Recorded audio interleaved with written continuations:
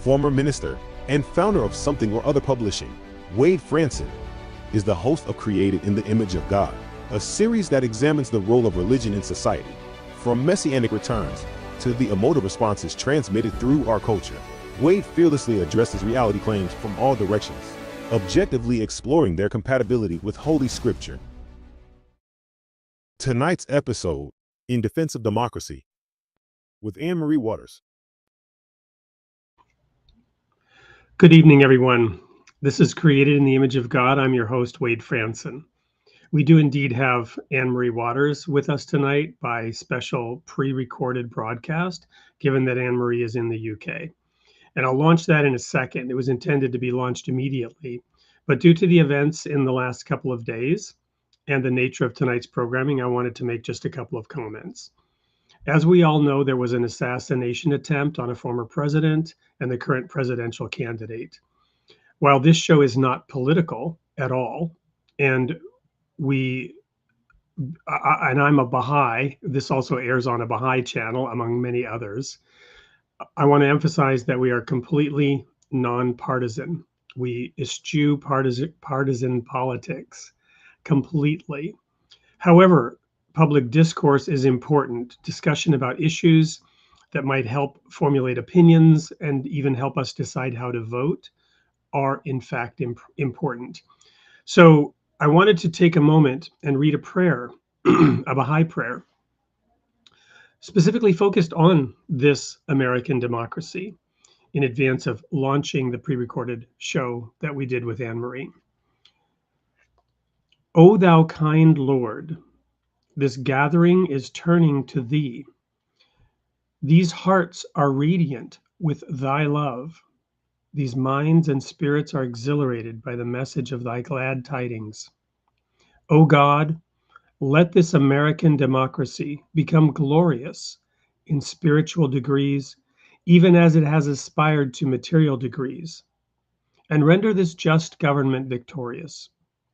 Confirm this revered nation to upraise the standard of the oneness of humanity, to promulgate the most great peace, to become thereby most glorious and praiseworthy among all the nations of the world. O God, this American nation is worthy of thy favors and is deserving of thy mercy. Make it precious and near to thee through thy bounty and bestowal. Without further ado, we'll launch into the pre-recorded show for tonight. And I'm the host of Created in the Image of God. Welcome to tonight's show, which is pre-recorded due to the time lag between our esteemed guest who hails from Great Britain. Now, this is a guest we've had on before, and we did a series of sneak peek mini interviews, which we recorded the night after the presidential debate between former President Donald Trump and current President Joe Biden. And we called it the morning after hangover. And we talked about the state of our democracy because our esteemed guest is a former British politician of some prominence who's had a lot of attention, both good and bad, for her stance. And the reason we have her on the show tonight, a special 4th of July episode, which is being recorded on the 3rd of July, is because her book, In Defense of Democracy, which was originally published in the election season of the prior election cycle before January 6th, she already wrote a book called In Defense of Democracy. And of course, that's become the rallying cry on all sides of everybody who wants to lead the United States in particular. They claim to be defending democracy.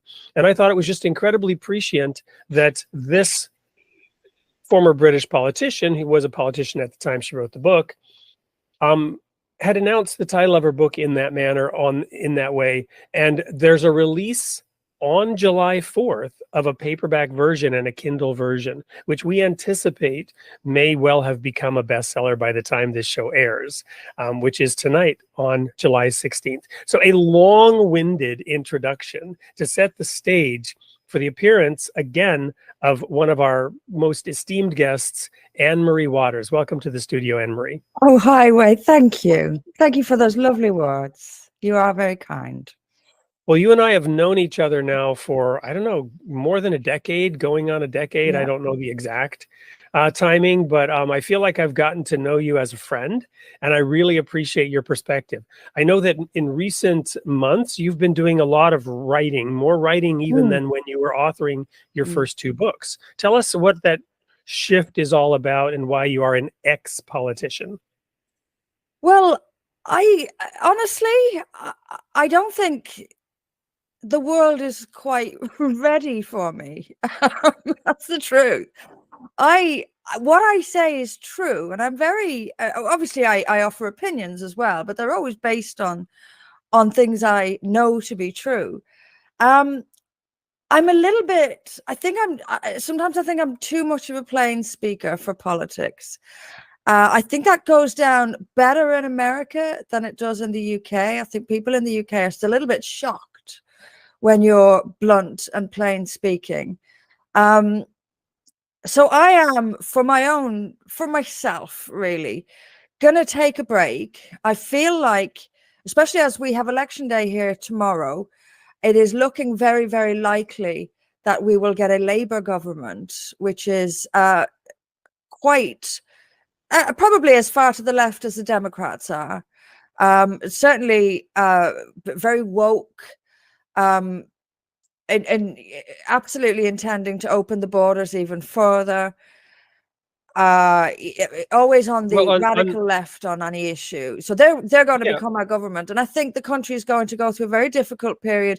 And perhaps at the end of that, it will be ready for my plain speaking. So for myself as a person, I want to step away for a while, concentrate on becoming a better writer, and a more broad, a more rounded person. I've been in politics all my adult life in one form or another. And when I realized that, I thought, I've got to step back and do something else with my life for a while, and find out a little bit more about who I am, away from the snake pit. So that's what I'm doing. Well, there's so many thoughts going through my mind right now. First, however, allow me to level set a little bit for our audience as to why I have you on the show, which I'm very, very glad to be in. And I'm in no way caveating anything you're saying. I just want the audience to understand. So this is not a political show. This is a religious show. The show is titled Created in the Image of God, the Role of Religion in Society. Of course, we're an American. Well, I'm in America, though born in Canada. I'm an American citizen. And in our Pledge of Allegiance, we have one nation under God, indivisible, with liberty and justice for all. So the premise is God is involved in our nation, right? We are submissive to God. That's a basis that doesn't need explaining here in America, in my view, although you mentioned the liberal woke, which we'll get to in a moment. The other piece of that is that throughout the Bible, there are prophecies related to the end times and so-called eschatology. And again, you and I differ. I'm now presenting my views, my perspective, my platform. I'm not representing anything that Anne-Marie does or doesn't believe for the audience. However, those prophecies indicate a time when all the mountains will be leveled. And it is my view that the mountains mean governments. The governments will be leveled. It is my view that democracy was prophesied, that going way back to ancient Israel, when they were told to not want a king, that they should not want a king to be like the nations around them.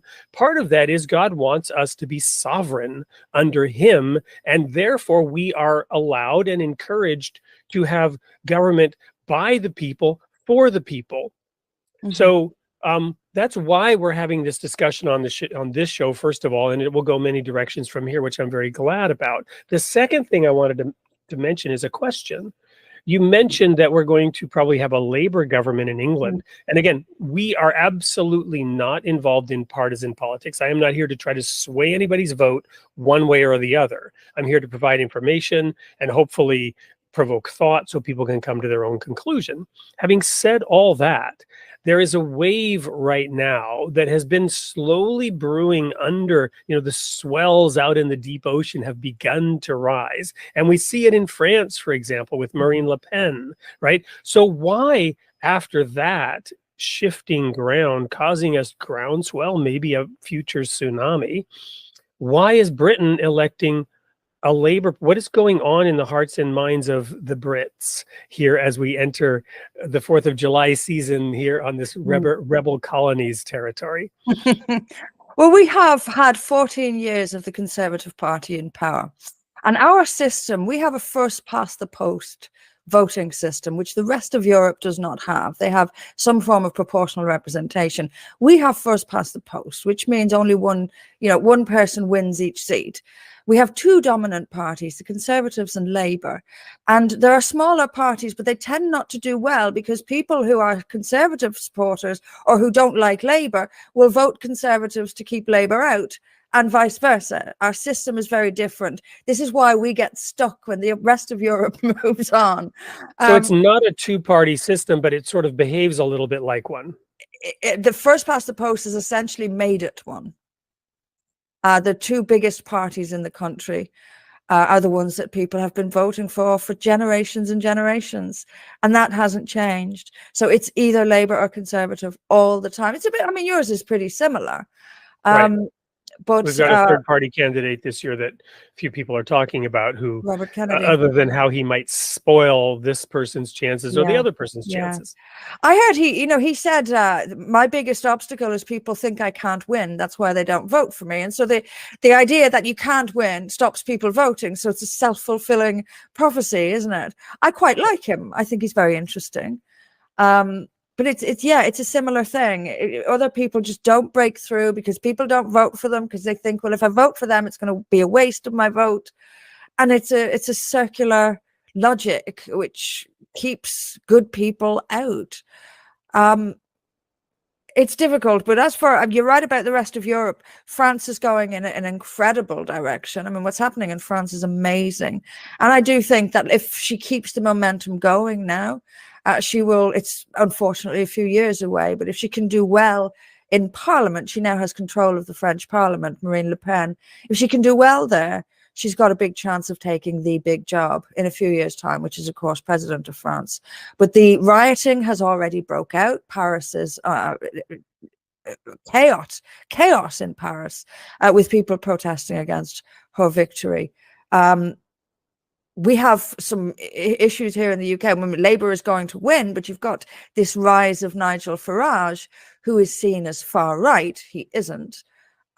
He's actually quite soft in my view. He's not as right wing as I am on some issues.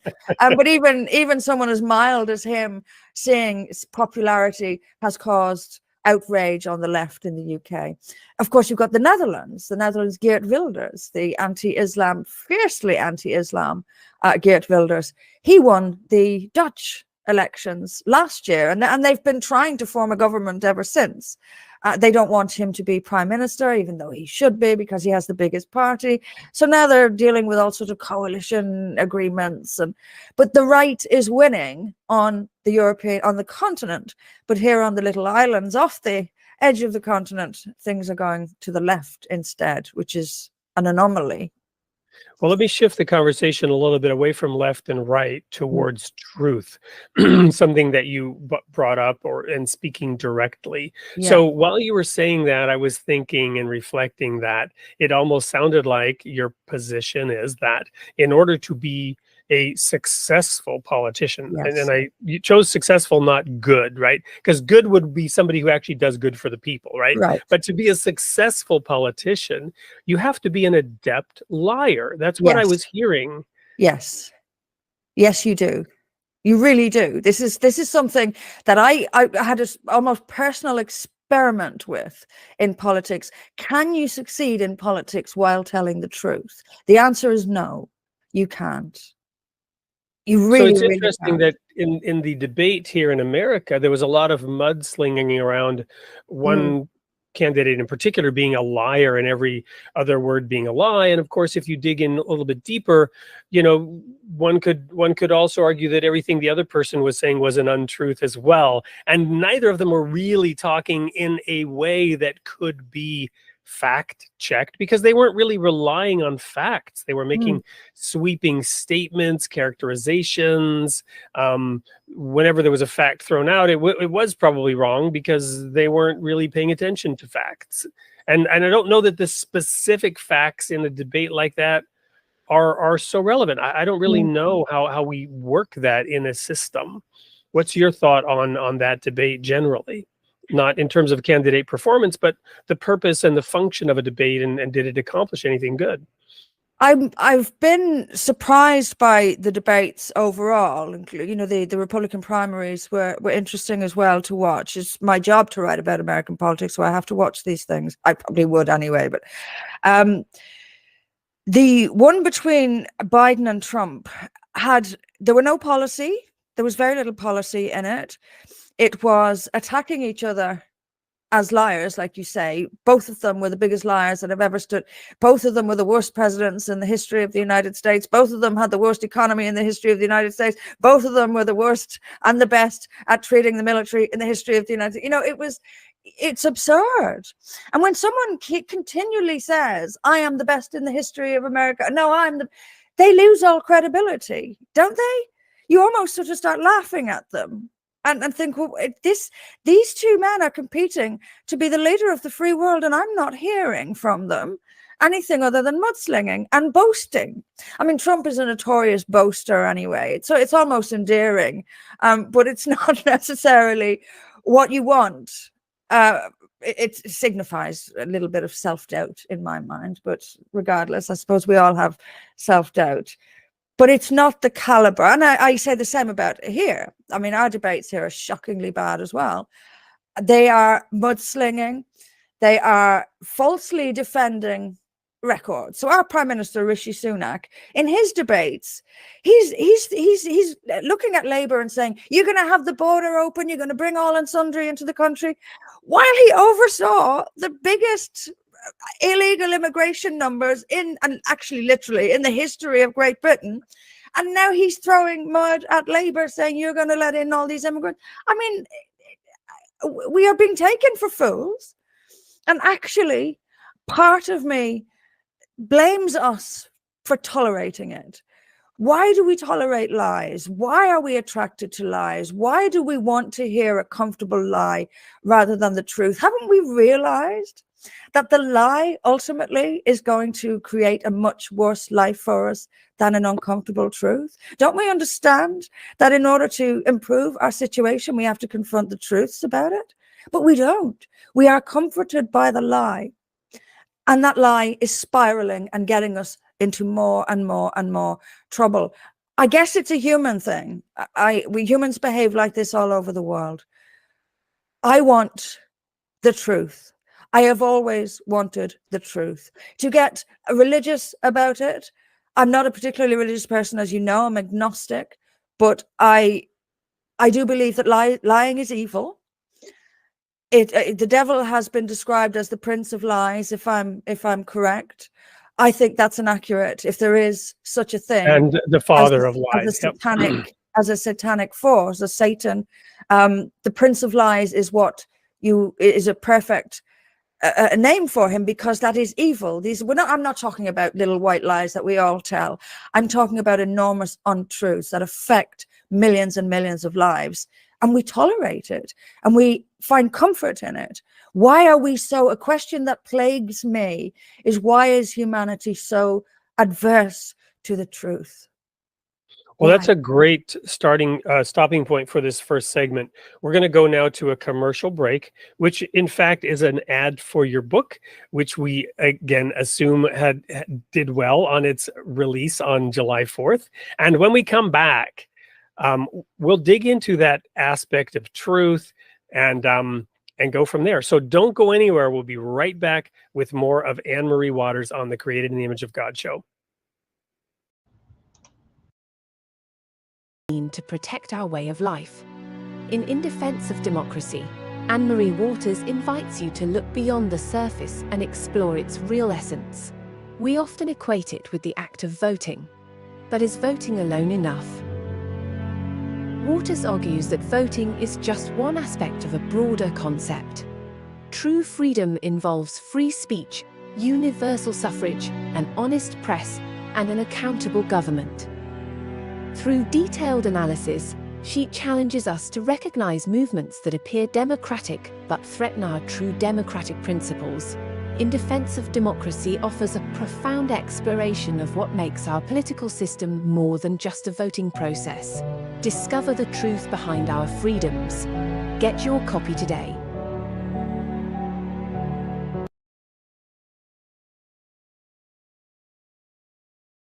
Now, after that ad for Anne-Marie's book, with the author herself, Anne-Marie. Welcome back, Anne-Marie. Hi, Wade. Thank you. So right before the break, we were talking about truth and about how to be a successful politician, maybe you have to be an adept liar, and how the population maybe doesn't want the truth. You know, Jack Nicholson, of course, springs to mind, and his iconic line, "You can't handle the truth." But what I want to dig into here is a Baha'i principle for our Baha'i friends in the audience, which is the first principle that Abdul-Baha mentioned, the son of Baha'u'llah, which is the independent investigation of truth or of reality lies at the basis of this, which is interesting in the context of religion because, you know, in the book of Hebrews, the faith chapter, it says, faith is the evidence of things not seen. And yet here we're talking about, no, you must investigate reality and independently do so. Your faith must be brought into alignment with the will of God as expressed in his creation. So I like to term that there's the book of Revelation, which is the holy writings, but then there's the greater book of Revelation, which is the creation itself, the universe, everything that we can see, taste, touch, feel. That is where and Einstein said, I want to know the thoughts of God, the rest is details, right? So how do we move forward as a species from this juncture in which we like being lied to, and we go along with it to our own destruction? I'm not sure. I'm not sure of the answer to that. I don't think there is one. I don't think we will do that. I think, sadly, we are going to walk off a cliff rather than just look at the 20th century. You know, the 1914, we engaged in the bloodiest war until that point. And if you look at what happened in France and Belgium, on the front lines in France and Belgium, 1 million soldiers slaughtered over a few feet of land. And at the end, and nothing, there's no, I mean, you look at the First World War and you think, what was it even about? Big powers beating their chests and trying to out-ego each other, and for that millions of people died in horrific circumstances. And then after that, a few years down the line, a couple of decades down the line, we did it again, only worse. So and that was based on lies and cheating and egos. And even look at Adolf Hitler. Look what he did. He persuaded the German people, for example, that the tiny number of Jews that lived among them were responsible for all their problems. He persuaded them of that. A country of 80 million people, he persuaded them of that through propaganda and through lies and through evil, the practice of evil. And look where it led to. It led to the Holocaust. It led to the bloodiest war we'd ever seen, just years after the previous bloodiest war we'd ever seen. So I'm not sure we do have, sadly. I'm not a pessimist. I'm an optimist. I like humans. I do. I think we're pretty good creatures. I think we're kinder than we sometimes give ourselves credit for. But I think we're frightened. We're fearful. Humans are full of fear. And I think an answer to my own question, why are people adverse to the truth, is because they're afraid of the truth. If I try to tell people what goes on in some parts of our country, I try to tell them that we have, for example, Sharia law and practiced in this country. And I try to tell them that people are given death sentences in Sharia courts. We call them honor killings, but they are passed in Sharia courts in this country. They don't believe me. And for years, I traveled around the country speaking about this issue and trying to warn the British people of the presence of Sharia law within their country. They simply didn't believe me. And it doesn't matter how much evidence you show them, they won't believe it. They'll say, that can't be happening here. That can't be happening. This is the UK. That can't be happening. But it was happening. And that refusal to face that harsh reality is more comforting to them now. The problem is that that refusal is going to take them spiraling further and further into what I can only describe as a hellish situation. Sectarianism, violence, segregation. This country is rampant with segregation and sectarianism. And you can see it now with the general election as well. All the parties are trying to appeal to different ethnic groups, and it's incredible to watch. And it's all of what I have been speaking about for years, I and others have been warning about for years, is playing out. We are an increasingly fractured society. There are large sections of our large cities where people don't speak English, where they don't mix. We have areas where white people don't dare go.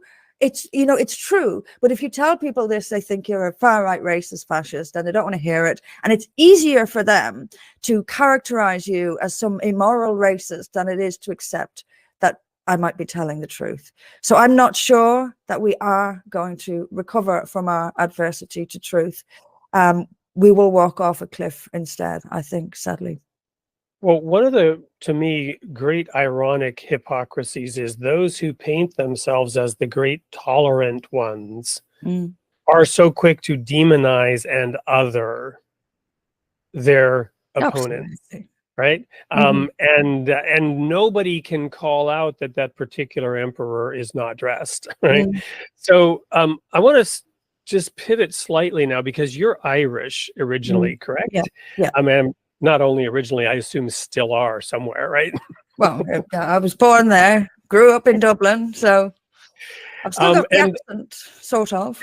And one great fellow countryman of yours, William Butler Yeats, when you started talking about World War I, you know, one of my all-time favorite poems, because it is so profoundly prophetic and so powerful, is The Second Coming, written in the aftermath of the First World War. I'm going to go ahead and read it for the sake of our audience and everyone, to sort of I look forward lend the weight of historical perspective to what you were saying about World War I, and fighting over, you know, a little tract of land and, you know, inches in a trench war and millions dying. Turning and turning in the widening gyre, the falcon cannot hear the falconer. Now, I've founded something called the Royal Falcon Foundation, not because of this, but that resonates. The falcon cannot hear the falconer. Things fall apart. The center cannot hold. Now, how prophetic is that when it comes to politics, right? And you talked about sectarianism. The center cannot hold. Mere anarchy is loosed upon the world. The blood-dimmed tide is loosed, and everywhere the ceremony of innocence is drowned. The best lack all conviction, while the worst are full of passionate intensity. Surely some revelation is at hand. Surely the second coming is at hand. The second coming. Hardly are those words out when a vast image out of Spiritus Mundi troubles my sight. Somewhere in sands of the desert, a shape with a lion body and the head of a man, a gaze blank and pitiless as the sun, is moving its slow thighs, while all about it reel shadows of the indignant desert birds. The darkness drops again. But now I know that 20 centuries of stony sleep were vexed to nightmare by a rocking cradle. And what rough beast, its hour come round at last, slouches towards Bethlehem to be born.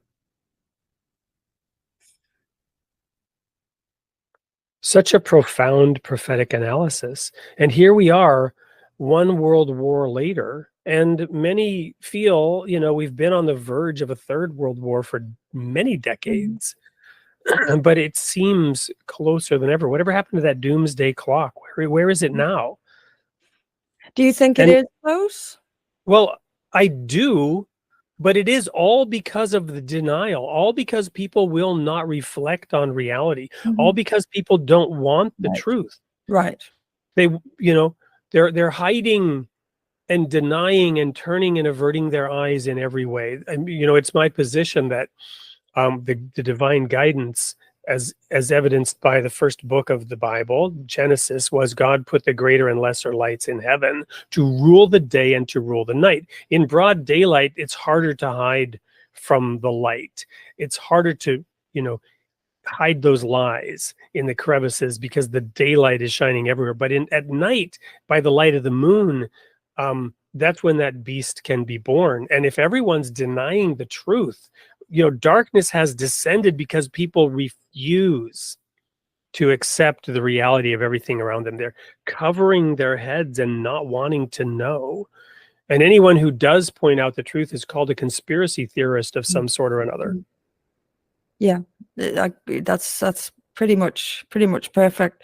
What's the name of that poem, Wade? I'm going to have to read. It's called that. The Second Coming. Second Coming, W.B. Yeats. Okay, I'm going to read that and study it a little bit.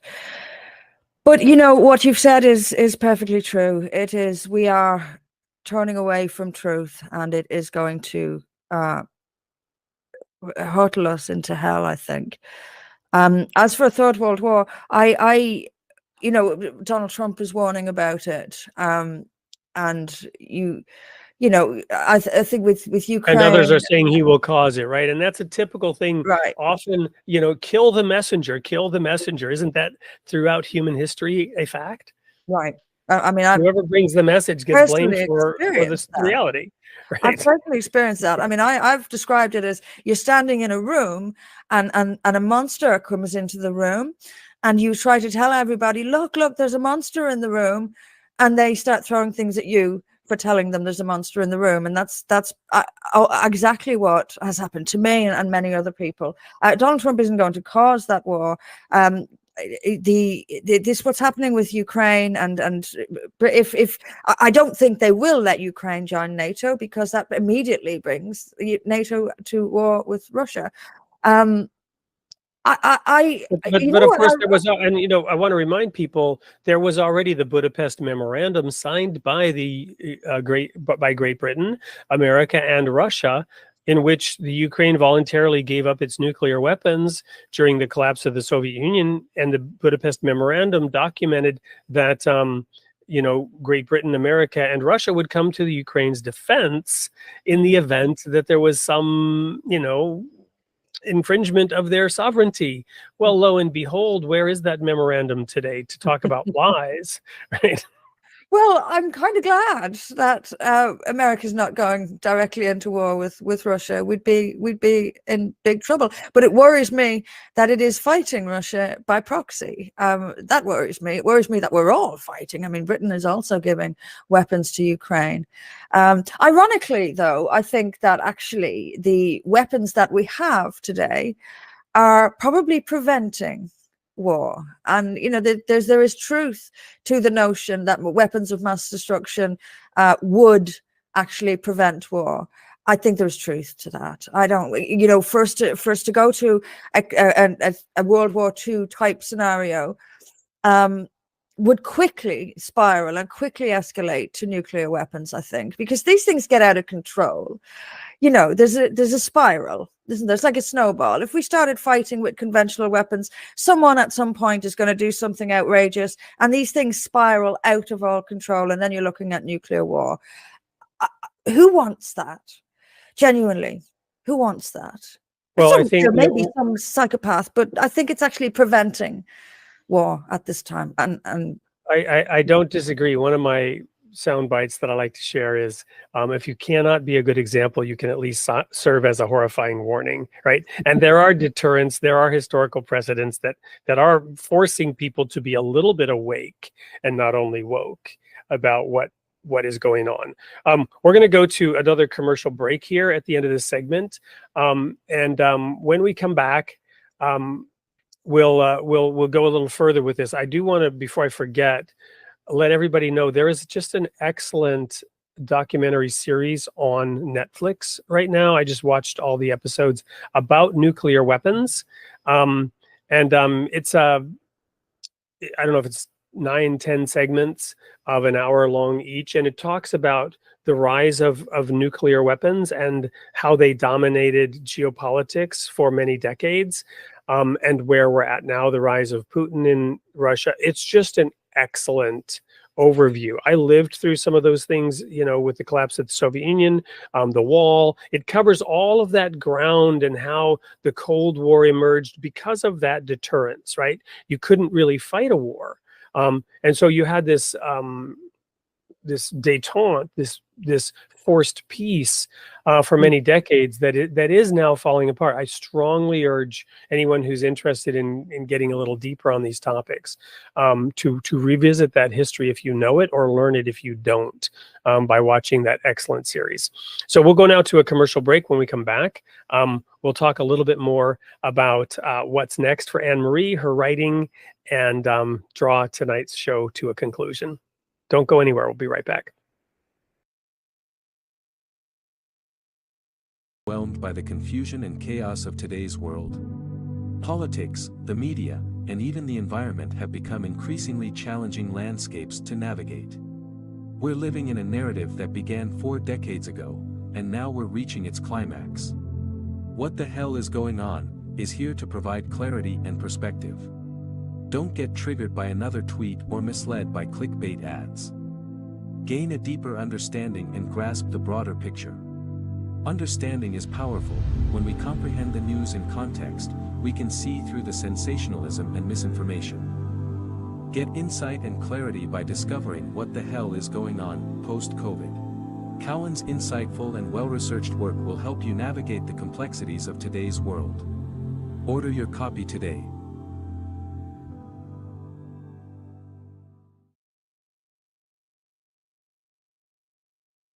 Of God show. I'm your host, Wade Franson. I'm here with Anne-Marie Waters, who's become a dear friend over the years, and I'm just really thoroughly enjoying this conversation with her, covering a vast array of topics. But what I want to go into next is your writing. Obviously, you've written and published 2 books that have done quite well. I mentioned in the sneak peek, your first book, Beyond Terror, became the number 1 mover and shaker in Australia on Amazon, which means the hottest selling new book across all Amazon. And it did very, very well in many other countries as well.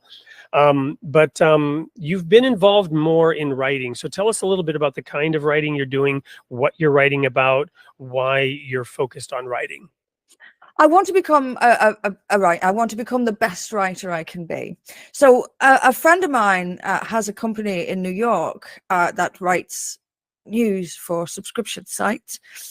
I needed a job. He offered me one, and it's been the most incredible learning journey. I write about American politics every day. I know the American system inside out and upside down now. I feel like I've gotten to know America very well in the last, I've been doing it a couple of years now, and I feel like I've gotten to know America very well. I've not been since 2019, so I think it's time. I think it's time for a trip. But yeah, I simply want to express myself, as we all do, and I want to be the best writer I can be. So this work that I'm doing has been a godsend, and I'm really, really grateful for it and really enjoying it.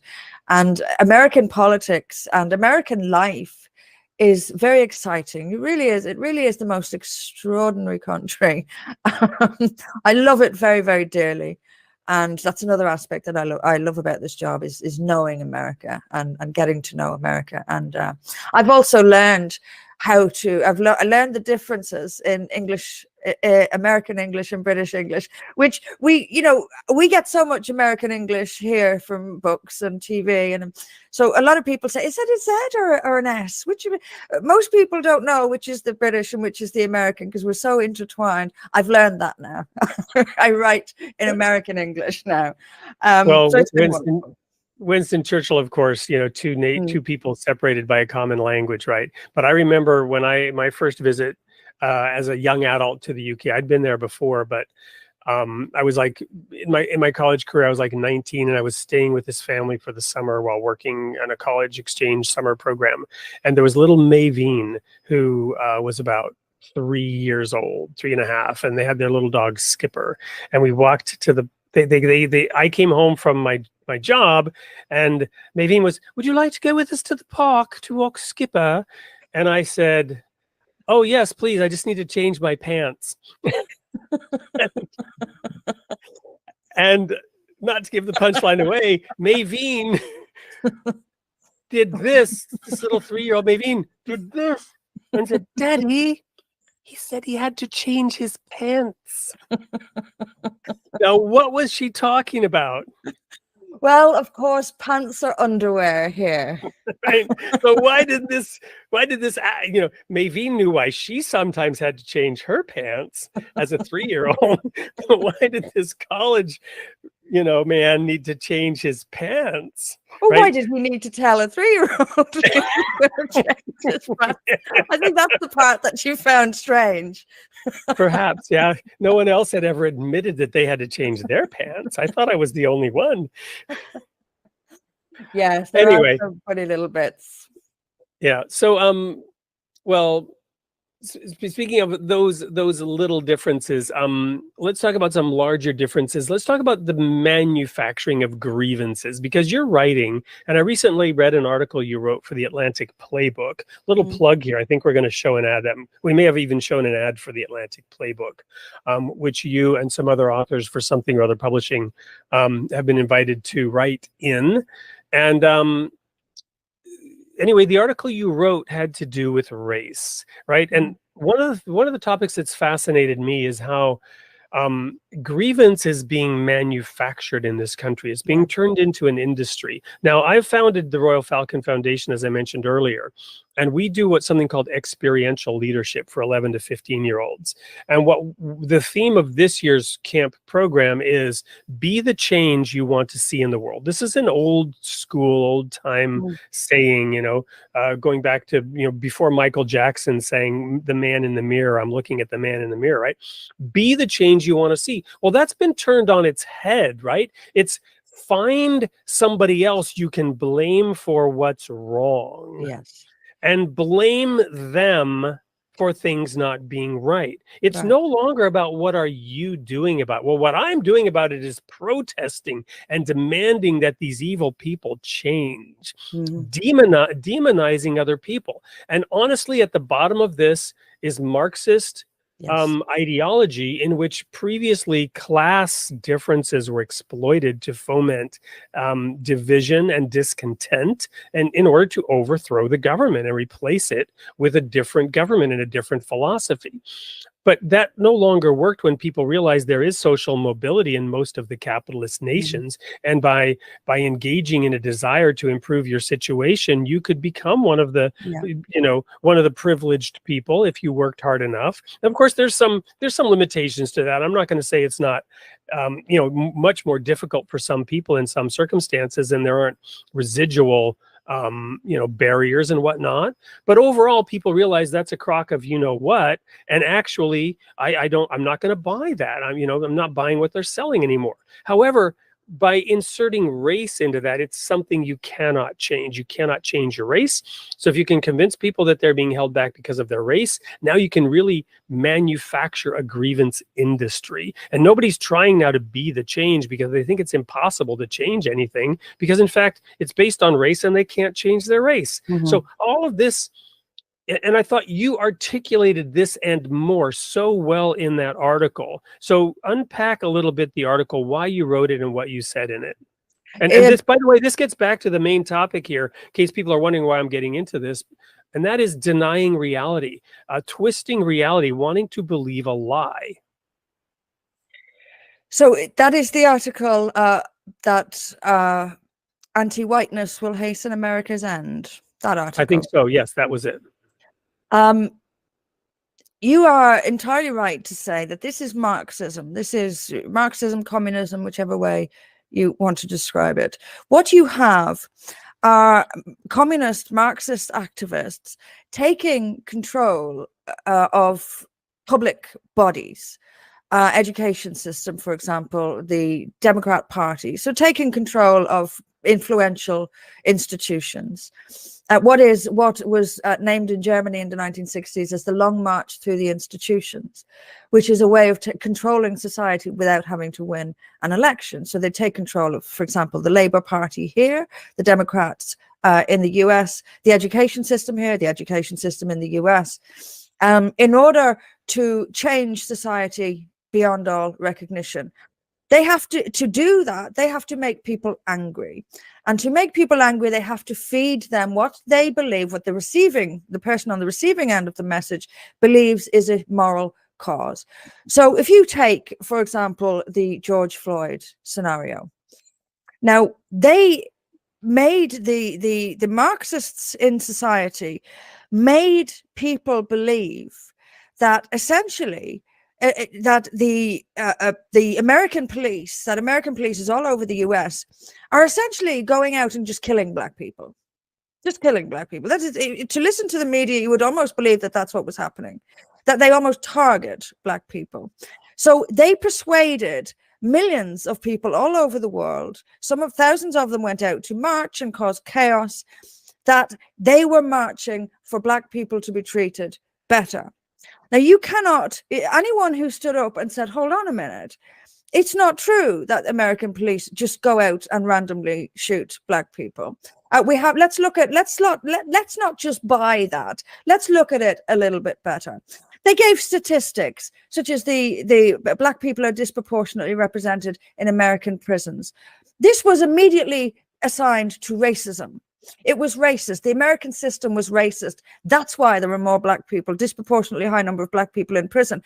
When anyone suggested that there may be higher numbers of black people in prison because of higher levels of crime in black communities, they were shot down, when actually statistics bear that out. So your question isn't, the assumption isn't, or assumption shouldn't be, that the American judicial system is racist. It should be, why is there disproportionately high levels of crime in black communities? No one wants to hear that. That's the question.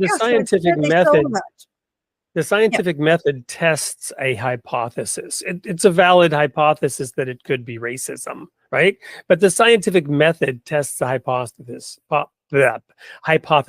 What goes under the name of social science is in these days, the twisted proving of a false hypothesis. Yeah, they won't test it. They won't look at it at all. And anyone who dares to say or suggest that actually maybe it's not racism, maybe there's another reason, but they can't look at that because they want it to be racism. It has to be racism for them to make people angry, to sell a widespread injustice. They want people angry. They want people to bring down the system. So they have to persuade them of widespread racial injustice. Critical race theory is an enormous part of this. And then you've got a huge problem in America with critical race theory. It is teaching children from a young age in school that America is an inherently unjust country and that whites are inherently bad people, that just by being white you are a racist. Therefore they turn black against white in every circumstance because they want to cause chaos and bring the system down. Critical race theory is a racist ideology, of course, that is supported and defended by accusing anyone who's against it of being a racist. Isn't that crazy? Race relations have never, in my lifetime, race relations in this country have never been as bad as they are now. I actually hear people say, which I never thought I would hear, I hear people say, I just avoid. So if it's a white person, I've heard a couple of white people say, I just avoid black people now. You know, I had never thought I would hear that, but people are becoming open saying it now. I'm not going to bother mixing with other racial groups now. It's too much trouble. You're walking on eggshells all the time. You know, I've lost friends.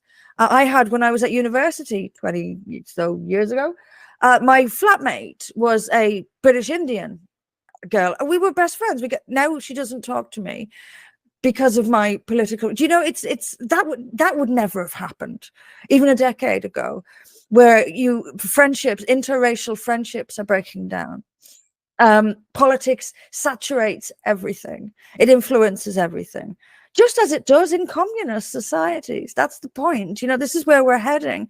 Everything is such. I've seen families not stop speaking to each other over politics. That has never happened before. And you sort of, people lower their voices too. You know, if someone's talking about immigration, they don't even raise their voices. It reminds me of a friend of mine from Poland who remembers when that country was under communism and how people would have to, if adults wanted to talk about current affairs, she said they would go into the back garden and turn on a radio and speak to each other behind, you know, sort of not drowned out, the sound drowned out by the radio. That's almost, you know, that's almost where we are now. We speak in hushed tones. Friendships break down. Families are breaking down all over politics. It's never been like this. And the racial divide and racial tension, I've just never known anything like it. It's real. It's evident in everyday life now. It's working. The race grievance industry pushed by Marxists to separate us, to make us angry, to make us distrustful is working wonderfully in your country and in mine. Specifically English-speaking countries are particularly bad. Europe is pretty bad, but not as bad as this. The English-speaking world is really in a dangerous place. Yeah, it's interesting. It's very interesting that you mention the language, and I think the word, right? And again, to me, to bring it sort of back home to this show, the word of God is the solution, in my view. In the beginning was the Word, and the Word was God. It was with God, and the Word was God. The Word, the creative Word, the Creator spoke it, and it was so. He said, "Let there be light," and there was light. So the words and the language that have been used, the way in which terms have been redefined. Pandemic also comes to mind, another facet of this, in which the definition of vaccine was changed over the course of rolling out a supposed vaccine that has been scientifically shown to not have been a vaccine at all by the original definition of vaccine, which was extant when it was rolled out. But when the reality didn't conform, then you just changed the word. Right. Right. Clever, isn't it? Yeah, it's amazing how that works. So it's interesting that you mentioned English language. I hadn't really thought of it in those terms before, but I suspect that's completely true. We're gonna now go to our final commercial break. We're gonna also look at audience comments. This is a pre-recorded show, but I hope that there's been robust conversation. We're going to give away a copy or copies of Anne-Marie's books to those who have been hopefully commenting. And even though I didn't do it in the pre-recorded, I will have said it live on the show. So I'm now a prophet, like peering into the future of what's actually happening 2 weeks from now when the show airs. But when we come back, I'd like to just conclude with you sharing, your thesis and the conclusion of your book, because the point of having this interview at this time was the release of the paperback and Kindle of In Defense of Democracy. So when we come back from this brief ad, which will be about next week's guest, I'm going to wrap this up with Anne-Marie and have her share the premise and conclusion of her book. Don't go anywhere. We'll be right back.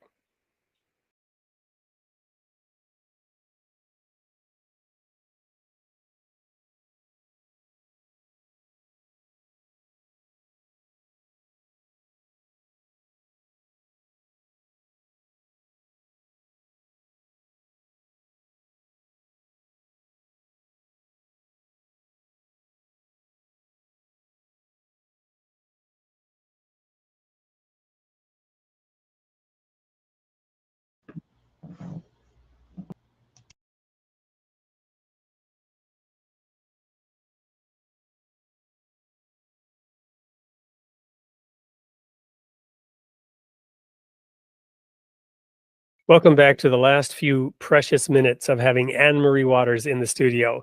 Welcome back to Created in the Image of God. Right before the break, I said we'll wrap this up with some thoughts around Anne-Marie's book.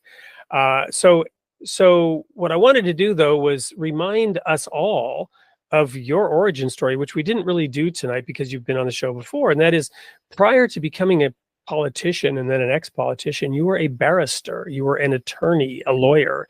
And how did that training help you with the kind of clarity and logic that I constantly am amazed at when I hear you speak? Well, I trained as a lawyer originally, and I did three degrees of sorts. The first one I did was journalism, broadcasting.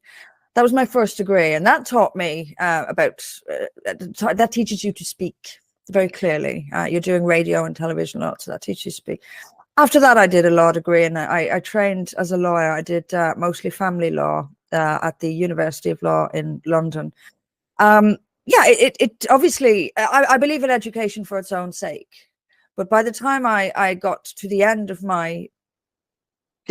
the beginning, if you like, of my legal career, I learned about Sharia law, and I learned about the Sharia networks, the network of Sharia courts in Great Britain. And that took me down a road I did not expect to go down, because then I used my legalese to campaign. I got involved in various anti-Sharia campaigns, gave legal advice to various people. It was wonderful. I mean, it's crazy when I look back sometimes. I mean, I was involved in smuggling women out of Saudi Arabia. You know, this is crazy. There are underground networks that get women out of Saudi Arabia and try to, you know, if they're under threat of being killed by their families. It's just been such a crazy, crazy long journey. But my opposition to Sharia law led me down a road that I read the Quran, I studied the Hadiths, I studied Islam very, very intensely for some time, and became very involved, more and more involved in speaking out about Islam. Again, I just wanted people to tell the truth. I just wanted people to know. What they did with that truth was up to them. But we cannot find a solution to something if we don't admit what the problem is. So I spent years traveling around the country telling people about Sharia law and about Islam and about the dangers it was presenting in our country and presents around the world. It got me into a lot of trouble. But I don't think I'd have been able to do it if I hadn't been trained as a lawyer, because it teaches you how to think, how to spot flaws in other people's arguments. It teaches you how to articulate an argument, how to speak with clarity and confidence. I wouldn't have been able to go on that long journey if I hadn't trained as a lawyer. I don't think it gave me that ability to shape arguments in a very clear way, which is what a lawyer does. So I'm very grateful for it, even though I never really practiced as you know. I was clerking, and I clerked in the Old Bailey in London, which was such an amazing time. I don't know if you know, the Old Bailey is it's not got a legal seniority, but it's such a famous court that whenever anything major happens, they will be tried in the Old Bailey just for the status of it. Doesn't matter where it happened. It could happen up here in the north of England. It will still be tried in the Old Bailey just for the grandeur of it. For example, things like the Yorkshire Ripper. He did his murders. He was a serial killer in Yorkshire in the 80s. He did all his murders in Yorkshire, which is in the north of England. They tried him in the Old Bailey because it was such a spectacle. So things like that, major crimes. So I clerked there for a while. It was such an amazing experience. It's so historic, such a beautiful building, old oak panels. It's been the scene of great criminal trials throughout British history. Wonderful. I've had a wonderful time. I really have. I've had a wonderful time. Yeah. So that background then helped you form the premise to dare to write a book called In Defense of Democracy. So what was the basic, I mean, obviously there was a lot of analysis of what's going on, but what was the basic premise and the conclusion, and perhaps any ray of hope on the horizon to actually defend democracy instead of just using it as a shell game, a red herring to try to get elected by claiming your opponent is seeking to destroy it? Yeah. I mean, at the heart of democracy, of course, is truth. We have to, you know, the method we use to select our leaders is election on election time. That's not democracy itself, though. That's just one minuscule way of choosing who leads us. Democracy is truth. It is a candidate who stands for election must be able to communicate with the electorate. That's the core of it. What we have now is a filter a dishonest media, which has the credibility of the media has collapsed in the last decade or so. Absolutely. So the fourth estate, as it's called here in America, has become a fifth column. Absolutely. I.e. a traitorous organization. And ultimately, it would seem that it is you and I. It is the population who votes who must become the change they want to see in the world. If we want to save democracy, we have to get serious about being open-minded about the truth, search out the facts, demand honesty and integrity from our journalists, and then perform the effort, go do the work of investigating reality, and then make an informed choice. Right. That's what we need to do. That is exactly it. We have to go out and cast our ballot based on fact and not on media spin. Now, and for some time now, that is exactly what we've been doing. And the media, to me, the media is the dark heart in the cultural collapse of the Western world. It is the primary cause of it, because it is what informs people. And if people are wrongly informed, they make bad decisions. And we are wrongly informed and we are making bad decisions. And I blame the media overwhelmingly for that. The media has caused the downfall, the imminent downfall, or potential imminent downfall of Western civilization. It is no less serious than that. The media is causing it. Wow. I did not in any way intend this to be self-congratulatory, but I'm basking now in the joy of having had you on this show and doing my minuscule little part at presenting information, presenting discussion, presenting media to people who, what we're doing here is different. What we're doing here is an open discussion without trying to sway opinion or, create sound bites or appeal to an echo chamber. You and I have differences, and yet this has been just an amazing conversation in which there are, I think, valid conclusions that you and I and anyone watching can come to in terms of what we should do, how we should view things, maybe be a little bit more open-minded to this and that, investigate some of these things as to whether or not they be true. There's a verse in the Bible which says the Bereans were more honorable. They searched the scriptures daily to see whether these things were true or not. If only we would do searching daily to see whether things were true or not. But we won't. And the dishonest, they rely on that fact. Some will, and I bet there are those in the comments right now who are acknowledging this and hopefully pledging, yes, let's become an army of people who are insisting on getting to the bottom of things and searching out the facts. Let's be positive on that. Despite the storm clouds and WB Yeats and the slouching towards Babylon and all that stuff. What a pleasure to have you here, Anne-Marie. We will have you back to continue following you on your journey, and thank you for everything you're doing. Thank you. Thank you. I mean that. We'll be right back, or actually, I don't know if we're going anywhere, or I'm just shifting now towards discussing comments to make sure that some of the people in the audience get a book. Anyway, it's been wonderful. Thank you. Thanks, Wade.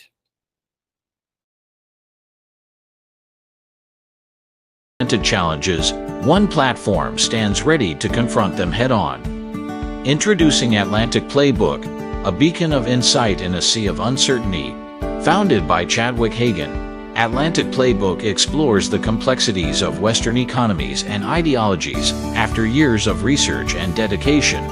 Join us as we uncover the truth and dissect these challenges, from media distrust to political battles. Subscribe to Atlantic Playbook today and navigate our world with clarity and knowledge. Well, welcome back, everyone. I just played that ad for Chad Hagan's Atlantic Playbook. We actually had Chad in the studio here, ready to join me in discussing some of the audience comments. Anne-Marie Waters, among other things, writes articles for Chadwick Hagan's Atlantic Playbook, including some of the topics that she covered tonight. Because Anne-Marie is in Great Britain, and this was pre-recorded, And because I was having technical difficulties, my system was shutting down, but I have it on good authority that the audience was able to follow the show, which was pre-recorded mostly, even though I was getting kicked out of the studio, and so was Chad. So Chad's gone now too. But I will just bring out a couple of comments so that we can share some of them, because as you know, we stream on multiple platforms. Not everybody sees the comments. Sad but true, game show hosts. That was one comment about our recent campaign. The point of talking about our, not campaign, but the recent debate, the point of talking about this is to really encourage all of us to take a step back from our preconceived ideas, our preconceived notions, and dig deeper. We are in need of change. And as Anne-Marie was so carefully and thoughtfully pointing out, that change will come as we become more open to the truth, to the investigation of reality, to seeing things through our own eyes and not through the eyes of others. Journalism, and to refer back again to a Baha'i quote, Baha'u'llah, the founder of the Baha'i faith, actually revealed a tablet, as it's called, directed at the journalists, directed at the phenomenon of newspapers that was emerging. And he said, this is a good thing if these newspapers accurately report on the facts. So we must demand it. We must stop listening, consuming, in that sense, paying for and supporting this kind of divisive narrative, some of which was being talked about today in the show tonight. Here's a comment from Sienna, who is a podcaster in her own right. Thank you for joining tonight. Lies are rooted in materialism, such as the material reality of one's skin color.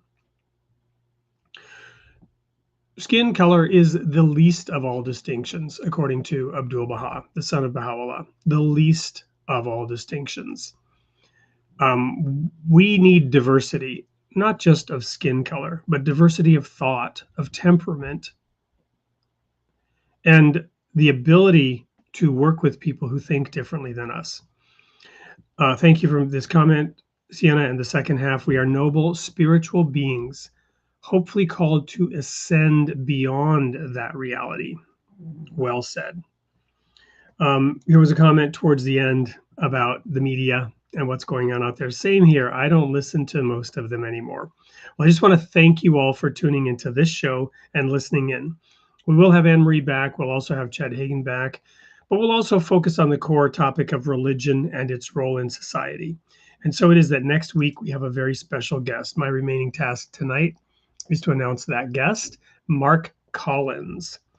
Mark Collins is an author and the creator of Life Mastery. He has dedicated over a decade to helping Christian men overcome fear and imposter syndrome. Through his Bible-based course and book, Collins provides the tools needed to unleash your full potential and live a life of purpose and design through God. So I look very much forward to next week when we will have Mark Collins on the show.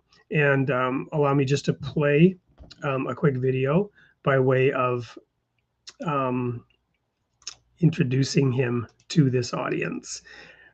And we'll conclude with that video. And I'll look forward to seeing all of you here next week, 8 p.m. Central Time, for episode 108 with Mark Collins on the Created in the Image of God show.